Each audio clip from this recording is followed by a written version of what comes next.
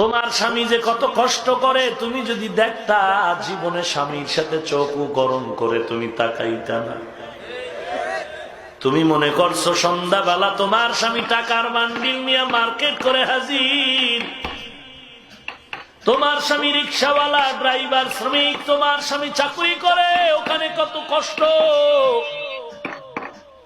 কত মাঝে মাঝে ঝগড়া করে, কত কিছু বকা বাদ্য শুনে। একমাত্র কারণটা কি মা?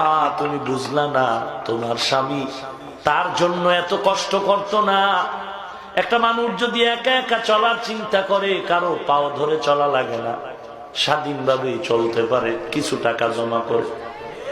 কিন্তু তোমার স্বামী এত কষ্ট করে কেন? মানুষের গালি শুনে, কত গালি, কত ঝগড়া, কত সময় মারপিট হয়। শুধু একমাত্র কারণ, আমার এই কষ্টের কামাই রুজির থেকে আমার স্ত্রী খাবে, আমার সন্তান খাবে, তাদের মুখে হাসি আনবে।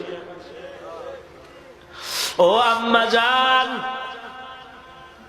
তুমি যদি বলো না স্বামী তুমি ঘরে থাকো, আমি কামাই করে খাওয়াই, মা তুমি কামাই করে স্বামীরে খাওয়াইবা, এজন্য তো আল্লাহ এ নিজাম বানায় না।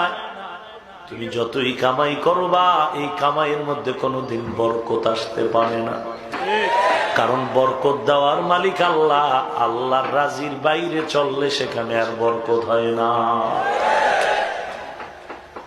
ধরে নাও তুমি মাসে 5-20,000 ইবাদুকা ইয়া ইলাহি গাদ আতাউকা মুকিররিনা যুনুবা قد دعوك فإن تغفر فأنت لذاك أهل وإن تطرد فمن يرحم سواك إلهي جنة الفردوس هب